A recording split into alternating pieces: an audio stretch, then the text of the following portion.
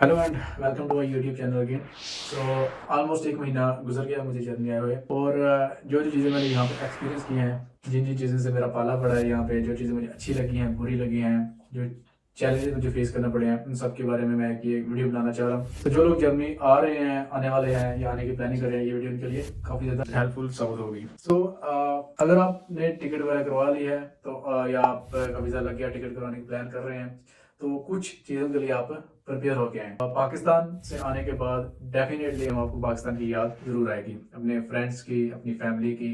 पहले 2-3 हफ्ते, एक महीना आपको पाकिस्तान की याद डेफिनेटली आएगी। कभी आपको लगेगा कि ये मैं कहाँ आ गया हूँ। मैंने ऐसे लोग भी देखे हैं जो यहाँ आने के बाद एक महीने के बाद वापस भी चले गए, डिप्रेशन में आ जाके वापस चले गए। तो पाकिस्तान को छोड़ के यहाँ आना लगता आसान है, लेकिन होता थोड़ा मुश्किल है। जब आपको यहाँ खाना भी खुद बनाना पड़ता है, और यहाँ के आपके पास कोई बंदा भी नहीं होता स्टार्टिंग फेज में, आपके पास कोई शेयर करने के लिए, आपको गपशप लगाने के लिए, तब आपको पाकिस्तान की बड़ी याद आती है। पहले 2-3 हफ्ते आपको ख्वाब भी पाकिस्तान कहते हैं। आप सुबह से उठते हैं तो आपको लगता है कि ये मैं अभी पाकिस्तान में ही हूँ, लेकिन जब आप यहाँ के दरो दीवार देखते हैं तब आपको याद आता है कि अभी पानी स्तर से गुजर चुके हैं, वो आप जर्नी आ चुके हैं। तो ये कुछ चीज़ें हैं। इसके अलावा लैंग्वेज बैरियर आपको स्टार्ट में फेस करना पड़ता है। अगर आपने यहाँ पे किसी मार्केट में जाना है, गोश्त लेने जाना है, ट्रैवल करना है, छोटी छोटी चीज़ें में आपको लैंग्वेज बैरियर फेस करना पड़ता है। तो ये सारी चीज़ें जब एकदम आपके साथ होती हैं, एकदम ये सारी चीज़ें आपके सर पे पड़ती हैं, तब आपको थोड़े से इश्यूज आते हैं। थोड़ा से आप देखते हैं कि यार मैं कहाँ आ गया हूँ और मैं क्या करने आ गया हूँ, लेकिन वक्त आहिस्ता आहिस्ता साबित करता है कि आपका जो फैसला था वो बिल्कुल ठीक था। जब आप यहाँ पे आ जाते हैं तब आप अपनी जो आपने अकोमोडेशन ली होती है वहाँ पे पहुँचते हैं। कोशिश करें कि जो अकोमोडेशन होगी आपकी वो पाकिस्तान से कंफर्म करवा के आएं। जहाँ पे आप आ रहे हैं जिस यूनिवर्सिटी में, वहाँ के किसी हॉस्टल में अपना रूम वगैरह बुक करवा के आएं। तो जब आप यहाँ पे आ जाते हैं, सबसे पहले आपने अपना डॉक्यूमेंट्स पूरे करने होते हैं, ताकि आप जॉब्स अप्लाई कर सकें, आप बाकी चीज़ें कर सकें, क्योंकि डॉक्यूमेंट्स आपको कंप्लीट करना यहाँ पे बहुत ज़्यादा ज़रूरी है। डॉक्यूमेंटेशन पे बहुत ज़्यादा फोकस किया जाता है यहाँ पे, और काफ़ी ज़्यादा स्लो प्रोसेस इनका डॉक्यूमेंट्स के मामले में। अगर आपने पाकिस्तान में बैंक अकाउंट खुलवाना हो, लाइक HBL UBL, तो आपको 2 दिन में खोल देते हैं। लेकिन यहाँ पे आपको हर डिपेंड करता है बैंक पे, लेकिन सबसे पहले आपको अपॉइंटमेंट लेनी पड़ती है बैंक से, वहाँ पे जाना पड़ता है। फिर आपसे डॉक्यूमेंट्स लेते हैं, तो 5 से 6 दिन लगा देते हैं। वो आपका बैंक अकाउंट ओपन करते हैं, फिर आपको कार्ड आता है, उसके बाद फिर आपको कार्ड की एक्टिवेशन पिन आती है, फिर आपके पास फ़ोन बैंकिंग की एक्टिवेशन पिन आती है। तो ये 20-25 दिन इसी में लग जाते हैं कि आपका बैंक अकाउंट ओपन हो। और इसके अलावा आपको हाउस कॉन्ट्रैक्ट होना चाहिए होता है जहाँ पे अब आपकी अकोमोडेशन है। इसके अलावा आपको सिटी रजिस्ट्रेशन, जिसको हम आम जुबान में, पाकिस्तानी जुबान में नादरा ऑफिस कहते हैं, यहाँ पे इसको राट हाउस कहते हैं, वो आपको सिटी रजिस्ट्रेशन करवानी पड़ती है कि हजूर लैंड कर चुके हैं जर्मनी में और शहर में रहायश वजीर हैं। इसके अलावा सिटी रजिस्ट्रेशन के बाद आपको सोशल सिक्योरिटी नंबर चाहिए होता है, हेल्थ इंश्योरेंस एक्टिवेट करवानी होती है। तो ये सारी चीज़ें ऑलमोस्ट 1.5-2 महीने आपका लग जाते हैं इन चीज़ों में को कम्प्लीट करने में। अभी तक मुझे सारी चीज़ें मिल चुकी हैं, 1 महीने के बाद सिर्फ सोशल सिक्योरिटी नंबर नहीं मिला। जब आपके पास अपने डॉक्यूमेंट्स पूरे हो जाते हैं, तब आप एलिजिबल होते हैं कि आप जॉब्स अप्लाई कर सकें, और यही मेन मकसद है जर्मनी आने का। टू बी ऑनेस्ट, ये आपको भी पता है, मुझे भी पता है। तब आप अप्लाई कर सकते हैं जॉब्स में। जॉब में डिपेंड करता है कि आपने किन जॉब्स में अप्लाई करना है। क्या आपने अपनी टेक्निकल फील्ड में ही अप्लाई करना है, या आपने और जॉब्स अप्लाई करना है। टेक्निकल फील्ड का मतलब है कि आपने अपनी जो स्टडी कर रहे हैं उनके रिलेटेड ही काम करना है, या आपने और जॉब्स का मतलब है कि कोई जिन्हें पंजाबी की कि दिहाड़ी लानी है, उनमें अप्लाई करना है। तो इट डिपेंड्स। ओके, और जॉब्स आसानी से मिल जाती हैं, टेक्निकल फील्ड मुश्किल से मिलती हैं। और जॉब्स में आपको लैंग्वेज का इतना इशू नहीं होता, आपकी टेक्निकल फील्ड्स की एक्सपर्टीज को कोई जज नहीं करता। उसमें बस ये होता है कि उनको बंदे चाहिए और आप हाजिर हो जाए टाइम पे। छोटे शहरों में जॉब्स मुश्किल से मिलती हैं, बड़े शहर में जॉब्स आसानी से मिलती हैं। छोटे शहरों में एक्सपेंसेस कम है, बड़े शहरों में एक्सपेंसेस ज़्यादा हैं। छोटे शहरों में रेंट्स जो ऑलमोस्ट 200-215-20 यूरो पर मंथ है रूम का। बात करें लाइक बर्लिन, म्यूनिख, तो आपको 450, 350, 400 यूरो पर मंथ सिर्फ रूम रेंट पड़ता है। तो और छोटे शहर में जो ओवरऑल खर्चा आ जाता है वो 600, 700 यूरो के अंदर अंदर आ जाता है। लेकिन बड़े शहर में जो आपका खर्चा आता है वो ऑलमोस्ट 900-1000 यूरो तक आ जाता है। लेकिन जॉब्स का भी यही सीन है कि आपको जॉब्स बड़े शहर में आसानी से मिल जाएंगे और जल्दी मिल जाएंगी, और छोटे शहर में आपको थोड़ी स्ट्रगल करना पड़ेगी जॉब्स के लिए। अगर आप अपनी टेक्निकल फील्ड में अप्लाई कर रहे हैं तो be prepared for a lot of rejections. बहुत ज़्यादा रिजेक्शन आती है। आप जितने भी बड़े बड़े पावे हों अपनी फील्ड में, आपको बहुत ज़्यादा रिजेक्शन आएंगी। फिर आप अपने सीनियर से मिलेंगे, आप एप्लीकेशन प्रोसेस देखेंगे, मेरी सीवी में कहाँ मिस्टेक्स हैं, मेरे कवर लेटर में कहाँ मिस्टेक्स हैं, मुझे कहाँ कहाँ इश्यूज आ रहे हैं, क्यों मेरे रिजेक्शन आ रही हैं, रिजेक्शन की मेन रीज़न क्या है। मेन रीज़न मोस्टली लैंग्वेज होती है, लेकिन इसके अलावा आप टाइम के साथ साथ इम्प्रूव करते हैं। ATS भी रिजेक्शन की बहुत बड़ी रीज़न है, एप्लीकेंट ट्रैकिंग सिस्टम।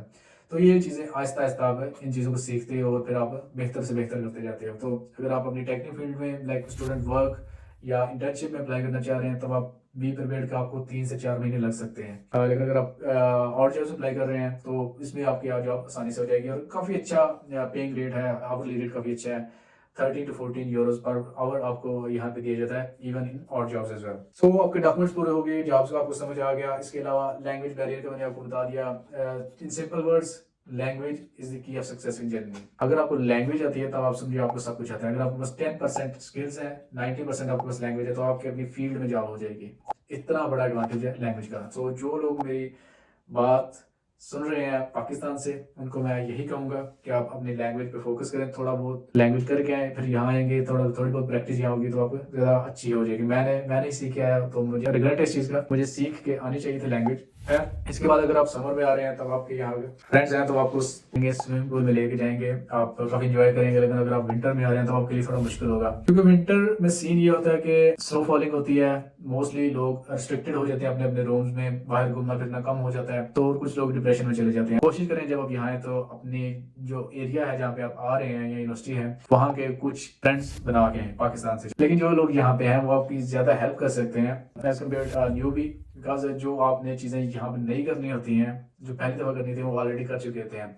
एक होता है कि आप अपने एक्सपीरियंस, आप अपनी गलती से सीखें, और एक होता है कि आपने जो दूसरों ने गलती की है, जो दूसरों ने एक्सपीरियंस किया उनसे सीख लें। तो जितना आप अपने सीनियर से ज्यादा इन टच रहेंगे, जितना अपने सीनियर से ज्यादा बातचीत करते रहेंगे, आपको ज्यादा से ज्यादा समझ आती रहेगी कि कहाँ पे, यहाँ पे मैंने नेक्स्ट स्टेप क्या करना है, यहाँ पे आके मैंने नेक्स्ट काम क्या करना है। तो ये सीनियर्स का फायदा है। ट्रैवलिंग मुझे बहुत पसंद है जर्मनी की। अगर आपके पास डेफिनेटली आप अगर स्टूडेंट वीजे पे आ रहे हैं तो आपके पास फोस्का होगा, यूनिवर्सिटी कार्ड जिसको कहते हैं, तो इनेबल करता है कि आप अपनी पूरी स्टेट में फ्री ऑफ कॉस्ट सफर कर सकते हैं। और यहाँ की ट्रैवलिंग बहुत मजे की है, ट्रेन चलती हैं, बहुत खूबसूरत इलाके हैं, पाकिस्तान की निस्बत तो बहुत ज्यादा खूबसूरत इलाके हैं यहाँ, और फ्री ऑफ कॉस्ट आप सफर करते हैं। अगर आप कुछ भी नहीं कर रहे तो आप सफर करें। सफर मेरे ख्याल से काफी ज्यादा मजे का है यहाँ, और काफ़ी आरामदेह सफ़र है। तो मुझे तो यहाँ पे की ट्रैवलिंग बहुत पसंद है। इनकी खुद की ऐप्स हैं जो आपको बताती रहती हैं कि नेक्स्ट ट्रेन कब निकल रही है, कौन सी ट्रेन कब आ रही है, कब जा रही है। तो ये सारी चीज़ें काफ़ी मज़े की हैं। जॉब्स का मैंने आपको ऑलरेडी बता दिया है। अगर आप स्पोर्ट्स के शौकीन हैं तो कोशिश है क्या, अगर आपकी किस्मत अच्छी है और आपकी पाकिस्तानी कम्युनिटी अच्छी है जहाँ पे आप जा रहे हैं, तब आपका वो शौक जिंदा रहेगा।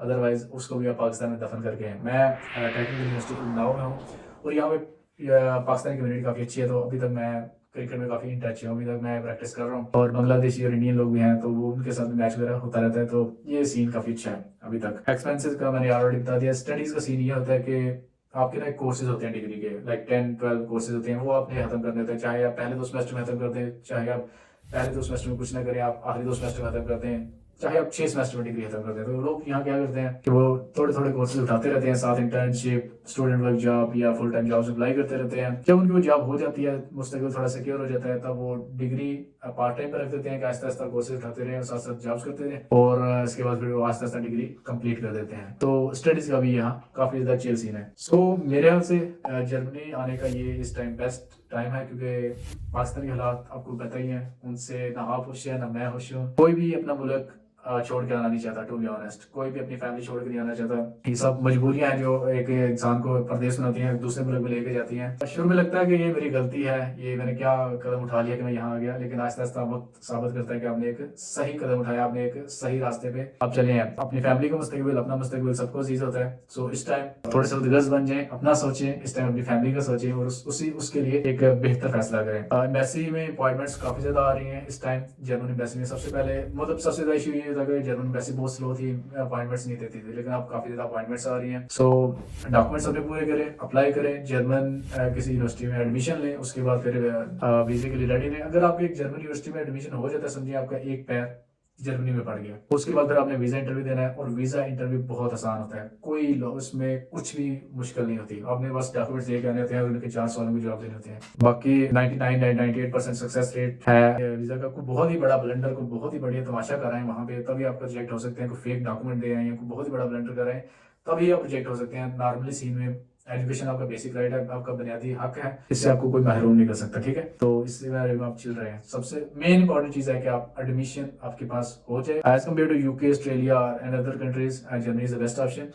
4 से 6 लाख आपके पैसे लगते हैं, उसके बाद आपने ब्लॉक अमाउंट देना था जो आपको पाई करके वो वापस कर देते हैं, उसमें भी आपको फायदा हो जाता है। कुछ लोगों ने जर्मन जब आपने ब्लॉक अमाउंट के पैसे जमा करवाने होते हैं तो तब यूरो 235-40 का था, अभी उनका ये यूरो 325 का हो गया, तो उनमें भी आपको फायदा हो जाता है। ये आपकी एज अ इन्वेस्टमेंट आप ऐसे कंसिडर कर सकते हैं। So that's it from the video.